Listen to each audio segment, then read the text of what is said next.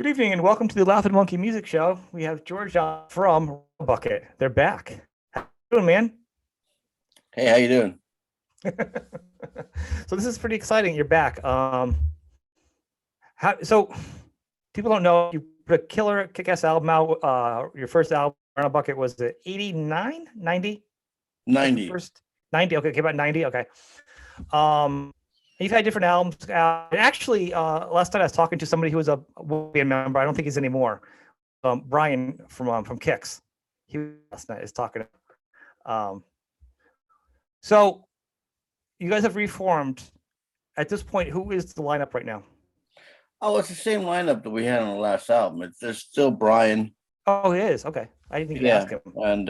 and Reeve Downs, the original bass player, and Dave Desay, who's been with us for I think it's like almost a decade. So it's the same lineup that stopped 4 years ago. Okay, I didn't know because with Kicks doing stuff too. No, gonna be a conflict of interest. Right. I mean, at times there's a scheduling issue, but they've been really kind to us, and we work with them too, and everybody loves Brian. He got does Brian cook for you guys? Man, he makes some crazy food, huh? Oh. No, he doesn't. No, that's actually there's a thing about that.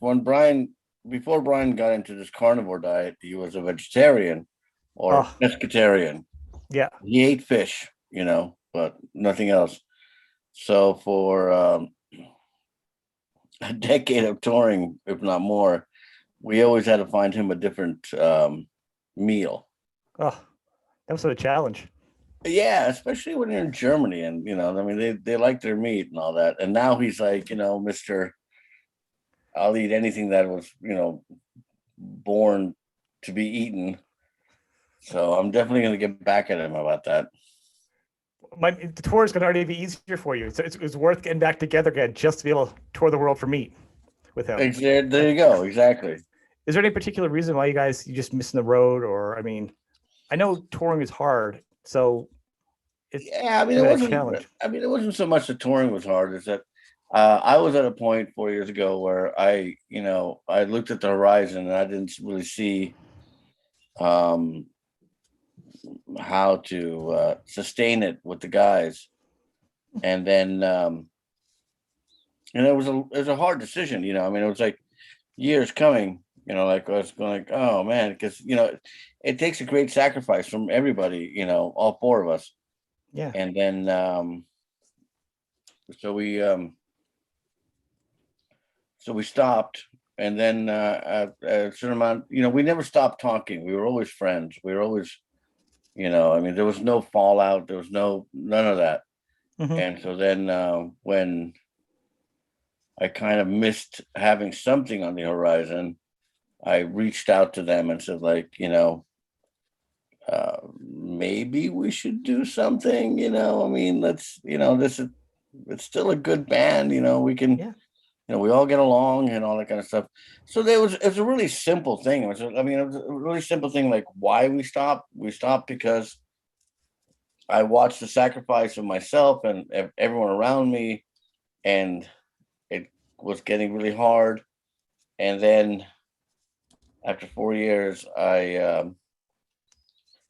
I just missed the guys, I missed playing music with them. Mm-hmm. Missed playing the songs that we had done, and, hopefully write some new ones and all that kind of stuff. So I reached out and I said, like, hey, I mean, are you guys like open to this? Because it was a little bit of shocking to them, I'm sure, at the time, because we did that backyard rainbow thing, and I told them only like 2 days before. It's like, this is the last one. But when I reached, I mean, we had talked to, just about personal things and friend things. Right. But when I reached out to them about like, what do you think about, playing again? They were all really positive. And so I was like, well, then let's do it. That's good. I think, and what's really hard is the rock market. Everyone will be like, I love Rhino Bucket. But then you're like, I don't always, but then bands don't always see it on the end of like, why isn't anybody at the show? I mean, I was in your town, or you know what I mean, or the album sales. People love you, but I think there's whole bands that haven't gotten that full on respect. I'm not sure. I mean, I don't know if it's respect or whatever, but yeah, no, absolutely. There's that where you're like, commercial viability, maybe. I don't know. Yeah, there you go. You have peer respect. You know what I'm saying? But I mean, like, you're not getting the industry. No, you're absolutely right. There's a good friend of mine, Scott Allen Perry, who's a writer, director, actor, and musician, and super talented. And lives in I know it's Louisiana, but I can't remember Lafayette or New Orleans.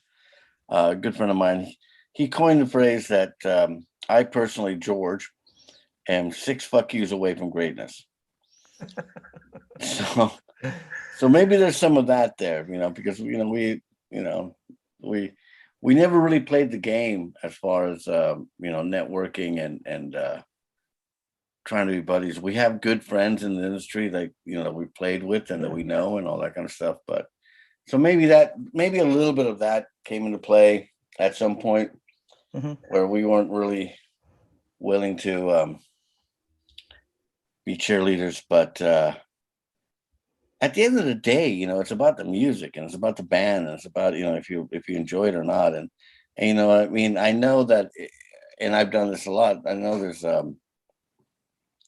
it's hard to do a gig in front of 5 people when you wish there were 500 people or 5,000 people, but you still do it because there's always that one person out of that 5 or 500 or 5,000 that has waited to see you for 20 years and has driven 500 miles to see you, and you owe them the show because they've bought your albums and they supported you, and so you kind of you got to fall back in love with the music, and I certainly did.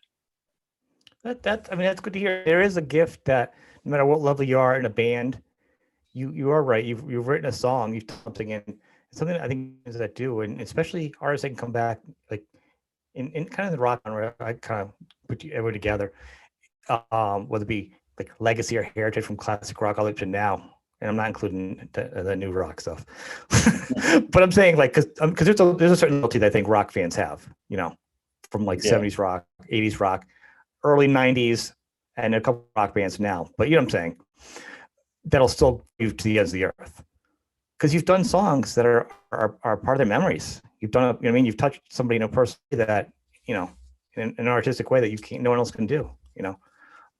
Unfortunately, times you don't always get the financial revenue back, and that's got to be a challenge as adult touring. It's got to be hard to tour, when you haven't gotten your just due. Because I mean, we do all right in Europe. That's why we're going back in Europe. We do good. We do good there, and they have a different type of I guess a different type of culture is about going out. It's like where we can play a Tuesday night in a town, and we'll pack it. I remember those days. I remember those days when you could do a Tuesday night in America. I think it was 1987. There you go. So it's difficult here, and it's but there's still we still want to play America.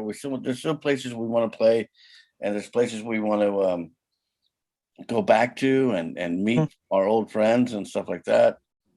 So right now the focus is just getting ready for this European tour, where we kind of talking about a new album. I don't think it's going to happen until 2022. Part of the communication that we had between everybody was like, hey, I got this song, let me listen to it and all that kind of stuff, even when there was nothing really on the horizon, so to speak. And so it's there. So that's inevitable then. You guys all are songwriters just waiting to Yeah, I mean, it's really fortunate because, and even sometimes, like if one of us brings a full song into the band, because everybody writes, the contribution level is really good. It's not just like some bands I know, they pretty much just are handed the song and then told what to play, and okay, that's their input. But then when the bass player's out of the band actually writes a whole album together, and it's really good. I said that last night. I love the album that they did as a band, but I digress. With your catalog as and I love to do this with a band. You can really tell how relevant and how strong it is you take the first album when you guys are first busting out, last album, and you play them side by side. And so it would have been your 217 album, built. What the heck's it called? I have it written down here. I'm sorry. Oh, the 218 Last Real Rock and Roll or something. Yeah, Last Real Rock and Roll. Yeah, those two side by side. Just no weak spot. It's a solid, nothing, no change. Like in songwriting. Right. No, yeah. I mean, there's a couple of weak spots in the albums between them, but not because not because they're weak songs. It's just maybe we got a little weird at times. Well, but that's fine. Nature. I mean, like you have to like explore yourself. Yeah. Yeah. You know, and that's one of the things I missed is like, you know, people are, you know, some people were talking to me about like, you know, do you want to do this or do you want to do that? Do you want to do something else? And after some meditation and self-reflection, I was like, no, I just want to do Rhino Bucket. And I still think we have songs inside, and I think we have a future in us. And I'm glad I took the 4 years or 3.5 years or whatever it is to kind of like just walk away from it and get a new perspective and a new appreciation of the band. And now it's time to do something, you know. It's like so non-dramatic. When we ended, it wasn't, you know, no one had a fit and there was no drama. Like I think they all kind of felt it themselves, but they also definitely saw it in myself. And they were like, okay, yeah, you know, we can see this. And it was cool. We stayed friends. And now when, you know, restarting, it's like, all right, well, you recharge, you're ready. You're, you know, because you're all mature adults. You know, that's what it is. It's called being an adult. And a lot of bands don't always have that. You know, everyone's always mature. You know, did that. So that's a gift to have all you guys together on the same page, you know, and that friendship. No, it helps. I mean, we fight like cats and dogs when we're in the, you know, touring. I mean, of course, because, you know, you do, but we've been doing it for so long and no one takes it personally. Been doing anything musically on the side though? Like, no, not really. I mean, I'm playing guitar, you know, I kind of try to learn piano a little bit there, but I mean, I kind of knew piano, but I kind of, and all that kind of stuff. But yeah, just playing guitar, listening to a lot of new music, you know, just trying to immerse myself in what's going on. Yeah. And then, yeah, I mean, I had some offers here and there about, you know, doing things with other people, but when it came down to it, I was just like, no, you know, if I'm going to go play, if I'm going to go tour, if I'm going to make an album or something like that, I want to do it with my brothers. I don't want to do it with these people. And they were talented people, but they, you know, it's like, there's no reason for me to go and do that. I don't understand why. I don't feel that Rhino Bucket was done in that respect. I feel that, you know, I just stopped it, but, you know, we weren't certainly done. Well, so now that you're going to be doing, do you think you're going to do a tour? Are you going to see how it goes? Are you going to be in it? Well, we're going to do the European tour. We're doing a European tour starting January, I think 5th. Okay. And then we're doing that for a month. And then there's some other things that are being negotiated, and then maybe go back to Europe or maybe come to America and definitely do another album in 2022. And just kind of you know, with the less, not expectations, but less demands. Pressure. You know, less demands, just, you know, keep on doing what we do. So, so basically, it's more of a long-term thing. You're going to just kind of take it as it goes. The ebbs and the flows. No, I mean, that's the one thing that this break kind of gave me perspective on. It's like, you know, I just want to be in this band, and we'll just be in this band. And whatever happens, we're going to do our best. We do our best every night live. We do our best in the studios, and we're just going to do our best with everything else. And we're just going to stay in it and see what happens. You know, if I spend the rest of my life doing tours in mid-sized clubs in Europe, I'm okay with that. It's not a bad life. No. No, it's not. I mean, the bar has been raised too, as far as years of rock and roll. There's no more retiring at early age. Isn't it like everyone's like in their 70s now? You're Iggy Pops and your Oh Rolling yeah. Stones, and so I mean, there's no retirement age anymore. No, there isn't. I mean, I had this weird experience in an airport once where we were young and we were sitting in an airport lounge, and there was these guys with these, the bowling hats or bowling shirts. I mean, oh yeah. They were like a '50s doo-wop band. And they were like probably, I was young. They were probably my age at that time, what I am now. And they came up to us, and one of the guys, he was a really sweet guy, he came up to us like, hey, what are you guys doing? I was like, oh, we're in a band, we're doing this. And like, it was great. Yeah, I'm in this band. And you could tell he had been in a band for 30, 40 years. And I was like, so right on, you guys going, yeah, we're going to do a weekend here. And then it's like, okay, so music is your life. Yeah. So like, I'm down with that. Music is my life. I kind of forgot it for like a couple of years there. It was good that I forgot it, because I realized, it was like an epiphany to me that when I realized that how much it meant to me and how much I missed it, I was probably a little burnt out and resentful when I stopped. And then all of a sudden just like came to me like as clear as, rain, whatever the saying is, that it's just what I do. And I need to accept that. But it's still admirable. I mean, the music business just crushes every soul. So anyway, that raises the flag that goes out there. We could have a 4-hour conversation about what happened with music placements and music publishing and how they republish stuff and everything that changed. It was like 10 years ago where they just took the bottom out of everyone, especially at our level, even on upper levels where, they started republishing and adding just the publishing world just became this like shitstorm of shit. Yeah. Excuse me. But that doesn't really matter if you love music, Well, it's interesting because it changes. I mean, Spotify is. Oh, Spotify doesn't pay anyone. Nobody pays anyone. Apple Music doesn't pay anyone. Right. I'll give you an example. I won't be specific, but we did this thing for a movie with some incidentals. I think there was one original song and some other tracks that we just kind of redid. And it was 2 days of work, and we got $20,000. Nice. We had a song on The Wrestler with Mickey Rourke. Yeah, remember that. And we got paid, I think it was $675. And I don't think they ever really paid us. What? Yeah, I'm not sure about them paying us, but again, the movie that we got $20,000 for at a time was a independent movie. It was a great movie, but it was independent. This is a movie with an Oscar-winning actor, and the pay was like $675. And it should have been the other way around. It should have, and that was just like the beginning of the downside of like as far as income streams, but.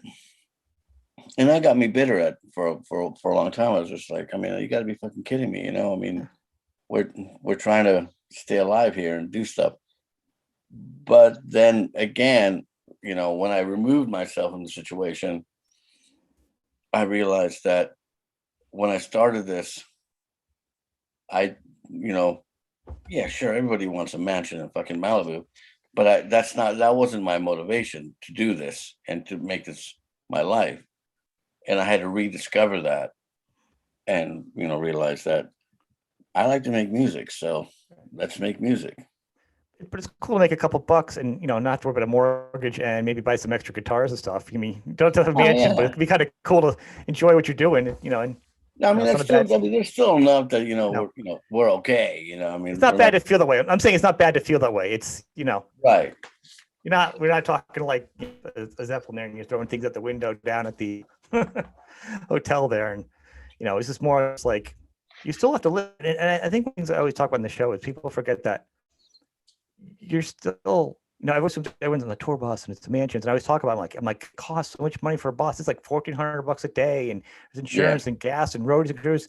And then so to complain about the price of a $20 or a $40 shirt is insane, because that's where the huge part of the profit comes from, is the merchandise.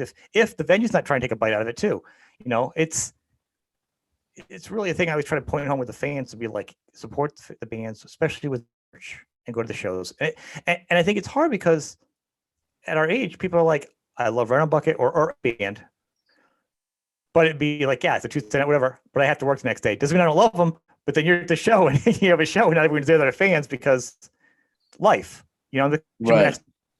there's two different opinions.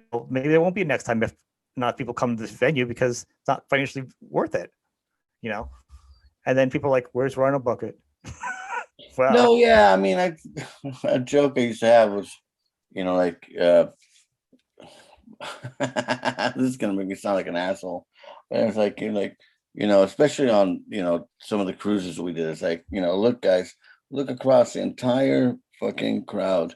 They all have a better life than we do financially. Mhm. But again, that was me when I was like heading to a dark place. Now I would look at the same crowd and go like, look at this wonderful thing that these people are here to see us and willing to spend money to come see us and all the other bands. And probably 80-85% of them wish they could live our lives. Yeah. Regardless of the financial thing. It's like I have a very successful cousin I'm from Finland, who has done very well for himself in business. Mm-hmm. And I know pretty sure he trade all that with me. Let me be the guy in the business suit and let him be me. He's also a really good guitar player. So that's even the hard part, probably. I mean, yeah, I think there's a trade-off there to have everything, or yeah. you know, But at to the have end of the day, I everything. mean, like right now, all we really need to do is we need to, music is finally coming back. Live music is finally Mhm. coming back. I probably could have said nothing 3.5 years ago and let the pandemic happen, and no one would have noticed that we stopped and then just came back. But I think now it's just a question of let's, enjoy it. Let's I get think out it there. actually is better. Everyone's like, everyone's aware it could stop. It's just a Right. wake up call for you guys. Usually doing it, not Well, because no everyone one's did. taking it. No one's going to take it for granted. That's for sure. Right. Right. And that includes musicians and promoters and bookers and agents and buyers and all that, and labels and fans. No one's going to take it Mm-hmm. for granted. We're like, it's like, oh, there's 17 shows coming through my town this month, and like I may go to one. I don't know. Maybe I can the Right. next time. And maybe so now this is a little bit of a little bit more awareness about if I want to see that band, I should probably go see him now, because who knows Mm-hmm. what's going to happen. Yeah. On many levels, You and know, that's uh, my whole I point. got to apologize for my appearance. I was out Fine. sweating and I wanted to take a shower before this, but then we moved it up an hour. So, This is the best thing. No, it's video, so it doesn't matter. You think yeah. it's not going to bother me. And what do you do when you're in concert? Are you all sweaty when people see you, or you have a hairdryer? You're Oh, sweaty. It's just no, like you're no, in no. concert, right? Right. Yeah. So this is just like you're in concert. See, There you go. Yeah, I'm a you're sweaty doing. bastard. I There sweat you when I go. sleep. I don't know what that's all about, but that's okay. I sweat when I think. Yeah. Um, I think yeah, they're going to appreciate now. I think on two levels. A, because it shows you can just bow out if it's just not working out. I mean, but I think my point is getting earlier with you guys is, if fans see you guys are coming, not just with those other bands, but we're talking about you in particular.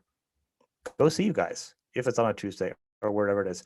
I actually hope that it'd be nice if you guys can get some of those sweet flyout gigs. Get one of those bills in Oh the yeah, USA. we were doing those and all that kind of stuff, and we're kind of trying to figure out and talk to people, especially for America. I mean, Europe we can hold our own. Right. But that's what I mean in America. Those Amer- are the good gigs. in America, it'd be nice to do, jump on some flyout gigs or Mm-hmm. jump up, jump on if someone's doing a tour or something like that. Yeah, I mean, we're open for everything. I mean, we know how to play, and it's just been It's been weird without live music. I say with coffee breath, I'm glad people are wearing masks. Yeah. That was the first thing. I'm like, I hope people realize how bad their coffee breath is now that they're wearing their own mask. Maybe that'll up it. I had even Especially if they have coffee breath and they smoke cigarettes. Yeah.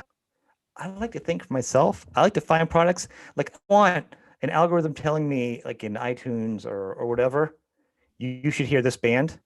Or I like to find music or find a movie on Netflix or Amazon or something. You know what I'm saying? Like Right. naturally. I like to remember when you used to do that? You used to find things on your own or discover a Oh band or yeah, go to in the record record store. stores. I used to Yeah. spend hours in record stores. Just that's when record like LP album art made such a huge impact because Yep. you sometimes bought just the shittiest albums in the world because like, wow, look at this Album cover. cover. I can tell you how Yeah. many heavy metal bands have sold albums because of Oh the yeah. best cover art. I can't tell you how much money I've wasted. Yeah, I got a lot of vinyl, so I just bought vinyl a lot. I think the best part was you'd open it up, and we were talking about this the other day today. You look at the liner notes and who did it and who the producers were, and that's the kind of stuff I love. You see the band tour because the only time they have to take pictures is like they're on the couch and they're writing songs in the studio. You know what I mean? It Right. feels like an experience. Well, when they had like the when it was actually a fold out and they had the Yeah, inner a gatefold. collage Yeah, of pictures and it was like, wow, that's great. I mean, they kind of have them with CD booklets, but it's not the same. But you can then see it. again, then you Here he sound like does. Oh, then you end up sounding like, or I end up sounding like, this grumpy old man going like, oh, I used to walk 5 miles uphill every day to the school and yeah. 5 miles uphill, and you have to take an appreciation that I have a phone where I have more music, complete albums than I probably ever could have fit in my childhood bedroom that I have access to immediately. Right. And that's wonderful. Right. Now, is it diluting music? I don't know. Maybe it's raising the bar to make the competition harder. The only thing I do not like is that the sonic quality of it is, and this makes me again sound like a grumpy old man. No, I actually this is the conversations I have, and you're on with me. Needle on that vinyl on a good system, and you really hear it compared to, what's coming out of your iPhone or your laptop. Compression rate right here. Here's your song, and here's your CD. And that's the problem with the new bands too. It's like they do that whole thing in there, and you can't. I mean, maybe I'm just ignorant, but unless it's like Billie Eilish, who I loved when she came out because she sounded different, but everything sounds the fucking same. It does. It's and the thing is, and like I don't know if it's my ignorance or it's the fact that they're all just trying to get into that thing where they sound as strong as they can within the bandwidth that's allowed with an iPhone or Android or laptop or what have you. It's changed, and the music thing is like, if you write songs now, you get a preview now to do stuff. Even like the likes of Desmond Child, when he sends stuff out to, I forgot who he was doing it to, they only have a minute of doing like chopping up their songs to get the attention. It's like the time flip over is crazy. But I agree. I think look at the 70s, 80s, and the early 90s. Music was varied. You had like a Cyndi Lauper, Prince, Loverboy, and then you could have Metallica and Van Halen and Motley Crue. Yeah, but there was a revolution there. They all sound different though. Well, that's one point that I want to get to. And the other one, there's a kind of revolution there because pop songs and disco were really formulaic. That's not the right way to say it. Formulaic. But so they were in that whole thing. It's like, hey, we do the intro within 30 or 45 seconds with the chorus and all that. And then it, punk rock helped a lot, changed it. Hard rock came and all that kind of stuff. But what okay, and still, people still do that, and people have always done that. But what I do miss, like what you brought up, was that when Van Halen song came on, all I needed to hear was the tone of the guitar, and I was like, all right, that's a Van Halen song. Okay, that's a Judas Priest song. Yeah. Oh, that's AC/DC. Oh, that's the Eagles. When I heard, Yeah. the minute I heard like that tone and the first, words that Don Henley sang, and Cyndi Lauper and people like that. I have eclectic music taste, which is Well, not as to good. what I'm saying, there was so much different stuff out there that And now I have a hard time differentiating between Miley Cyrus and whoever else is out there. that's I'm agreeing with you. I don't think there's, and as a follower of music myself, I think up until the past, whatever decade, music has had some kind of difference in pop. Like it's had different levels. You could even have metal with some pop sensibilities. Obviously, look at all you call Right, legacy bands or whatever, and have musicians had an individuality right. in how they sounded and how they Mhm. presented themselves. And now I like KLOS here in LA Yeah. plays new music on whatever, I think Tuesday. And you hear these songs, and some of the songs are good, but I cannot tell you if this song was done today or 5 years ago, because they all sound the same. Mhm. The guitars are all compressed to complete mush, and it sounds powerful and it's really well done and it's all pro tooled, everything's in time and everything's wonderful and all that kind of stuff. And it's a good Sounds song, but there's no personality to it. I right. mean, horrible example. Violent Femmes, not the best musicians, but great songs, you know? Yeah. And you would hear it and you were like, okay, that's cool. Blur, Mhm. woohoo, when I feel heavy metal, it's Yeah. like great individuality. And that's what's kind of lost, so Yeah. far, because I don't know if it's the producers are just going, we have to make it sound good on an iPhone. Fuck you, iPhone. I love my iPhone. I'm sorry. I know it's a kind of computer, but I'm like, we can stop now. I got No, everything I want if it now. gets mad at me, then I have no contact with the world outside. Or what it You better is. turn off Siri then when you yell at it. Yell at it. Oh, no Get, kidding. get Siri mad at you. Next thing I know, I'll go outside. My car won't start. So there's this lack of individuality, which I really, really am kind of concerned about. I don't think it's going to change because now it's a treat to go into a studio and record analog. I learned production in an analog studio, and right when I got done, everything went switched to Apple. Around the same time, grunge came in for music. Right. I learned production, and then like literally everything went digital. And I took a digital class, and I'm like, meh. You know what I mean? It was just like, it wasn't the same as like splicing. The old way. And it was Yeah, no, like, absolutely. and the Yeah, no, dynamics changed in the studio of like, well, I mean, like also, I mean, sonically dynamics. yeah, the range, I mean, the spectrum range changed and all that. I mean, there were advantages to digital because you can manipulate it more, of course, and you may have lowered the bar a little bit on bands having to play or people Mhm. having to sing.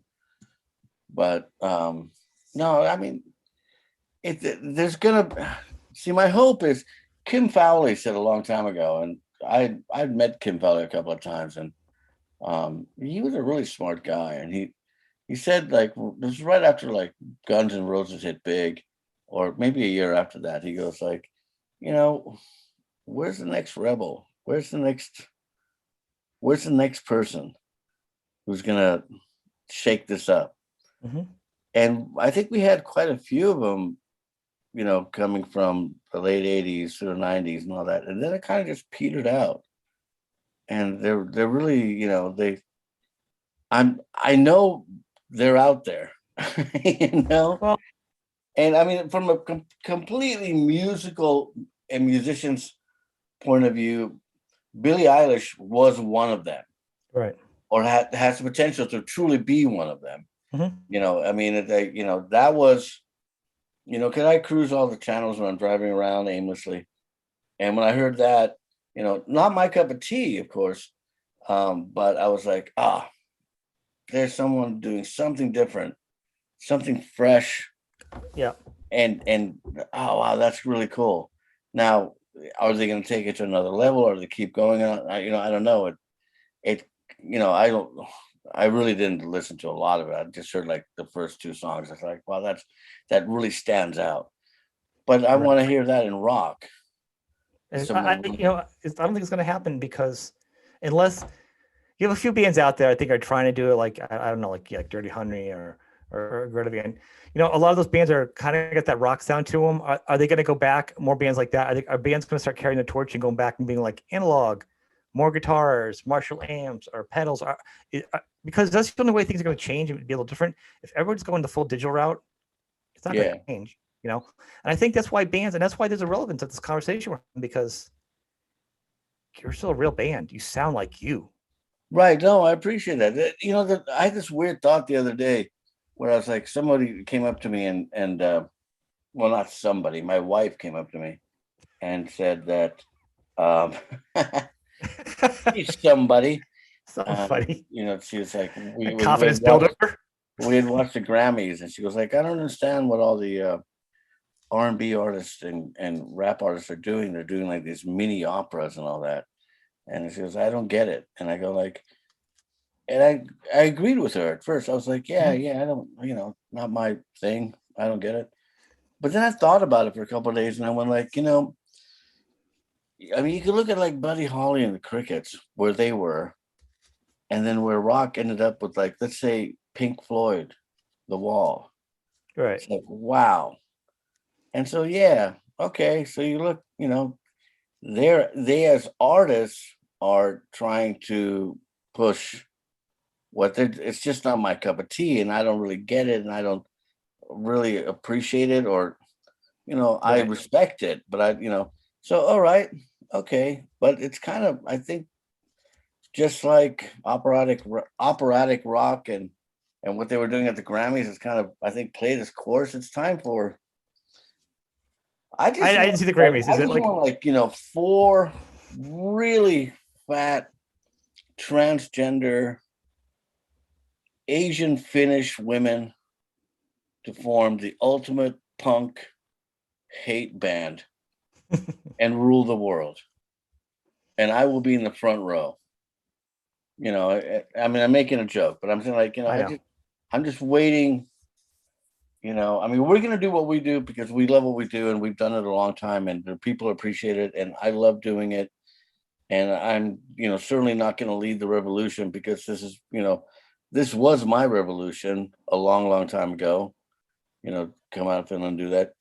But I'm really, really hoping for someone to pick up the fire and run with it. There's a great quote. I think it was Martin Scorsese said. I can't remember after what movie he had won something, or maybe he didn't win, but he said, like, and again, send the hate mail. I'll give you my email, whatever. But I'm paraphrasing, but I think this is what he said. He goes, somewhere in Idaho, there's a fat girl with a video camera, and she's going to make the next great American movie. And I understand now what he meant. It's like this unadulterated young artist, male or female, fat or thin or whatever. He was being insulting and inspiring at the same time. Oh, exactly. But his point was that, the talent is out there. Mm-hmm. So, and that may be one of the things that, unfortunately, the internet offers so much promise for, like, all that kind of talent to come forward and to, to have a platform. But then when everybody did it, right, it can't be found.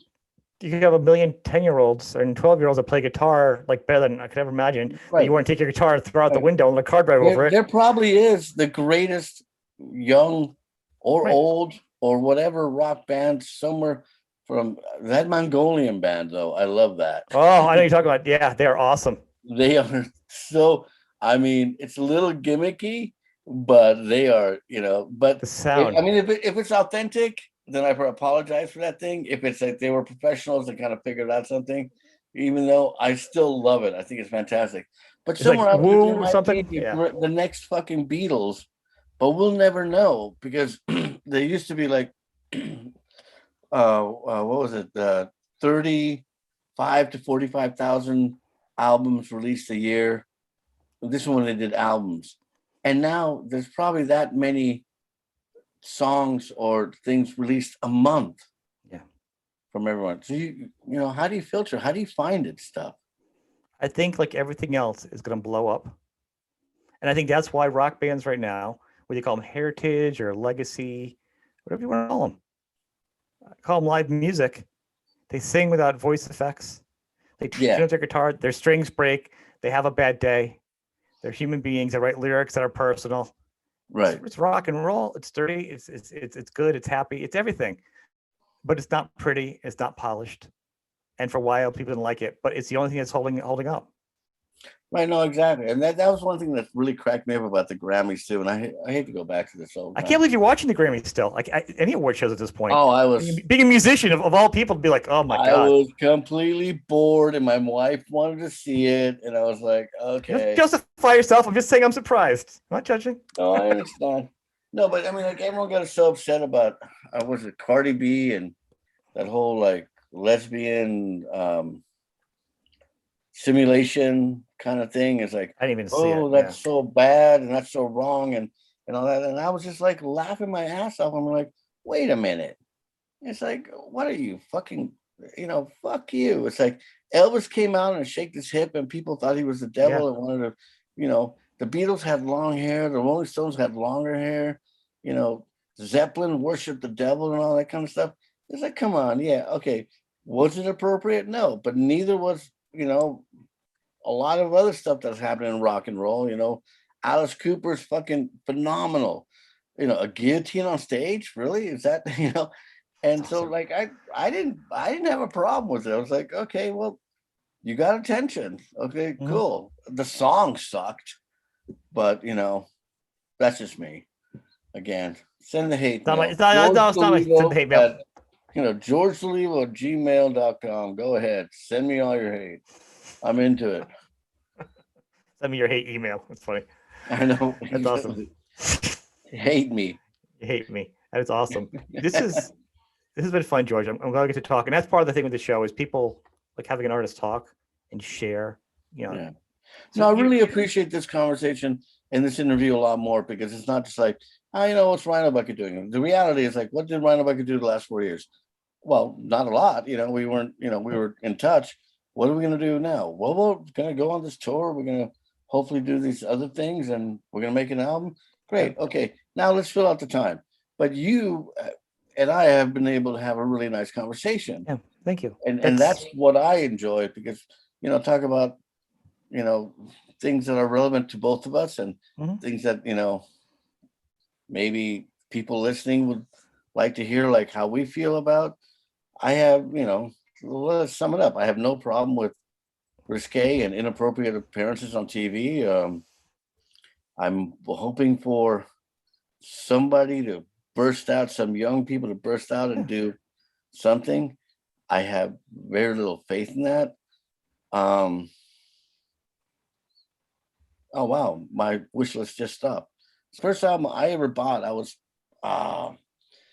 let's see, my parents were divorcing. So I grew up in Finland and LA, and my parents were divorcing in LA. So I went back to Finland for a year and a half, and I was 10. And I bought, no, it must have been 11, maybe, and I remember walking, we lived in in Helsinki, in Finland, and not out in the wood, like in the suburbs, not downtown. And I walked through this field and I went to this huge place called Maxi Market at the time. And I bought my first album. My uncle had a record player and he promised me that he would bring it over to I was staying with my grandparents. And he would bring it over so I could, I had headphones, I could listen to my first album. And God damn it, that first album was ABBA Waterloo. I like ABBA, so I'm gonna. I do too. I mean, Slayer. No, but I think I think it's a requirement to keep your passport if you're anywhere from Fennoscandia or Scandinavia, that you have to like Waterloo or ABBA. And then I actually listened to their catalog about, I think it was a year ago. I went on this just weird thing where I was like, A deep okay, dive. I let's do them all the listen. time. And there's a lot of sugary stuff, but there's some really, really amazing musical stuff there. Mhm. But I just remember, I remember because it was snowing, and I remember walking, and the shortcut was through this field, and I'm walking this field, and I've got like, I'm hoping I got enough money because my grandmother gave me money. She's like, well, how much is it? And this was still with Finnish marks, it's before euros, decades before euros. And I'm hoping I got enough money, and I go there and I find it and I buy it, and it's still wrapped in the plastic, and I, run home and hope I don't break it. And that kind of excitement is, a treasure I carry with me. Yeah. And that's what I'm hoping that, we can bring back to music for people that are getting introduced to it. Well, And that's the inspiration I'm for not going to this be right here. selfish. It doesn't have to be hard rock. It doesn't have to be, this. But that's this thing is like, I don't know if we're going to get that because it's so It should be disposable everything. now. It should be everything. It should be everything. One of the things I always say, I like to say, there's no such thing. And you always go, "What's your most embarrassing, or what's your hidden, like on your playlist? What's the one you're most embarrassed about? You know what I mean, or whatever. That you hear people say that, like it was here. I don't believe in that. You have nothing to be embarrassed for music. I always say, Right. I mean, ABBA, I have, again, Slayer. like, I love everything. oh yeah. Prince, I mean, like, I'm, I Testament. mean, Come on. of course I love the used, everybody knows what I'm supposed to like. And believe me, I like it. I love it. But then I got all these other things like I love Right. ABBA, I love Kate Bush. Yeah. There Kate was Bush this is awesome. industrial, like really morbid band from New York called the Swans. I know who they're awesome. I loved the Swans. Oh my god, I They wish are pretty dark. They get pretty dark though. they are really not, dark. Talk about commercial viability. It's like, that's not in their neighborhood. No, when they started the band, they were like, okay, first off, we're not going to make money or have fans. It's like, until we're like what's gone. that old joke? Like, how do you make $1 million playing jazz? Well, first you start with 2 million. That one I haven't heard. That's a good one. I'll talk to you soon, brother. All right, brother. Take care. You too. All right, bye. Bye.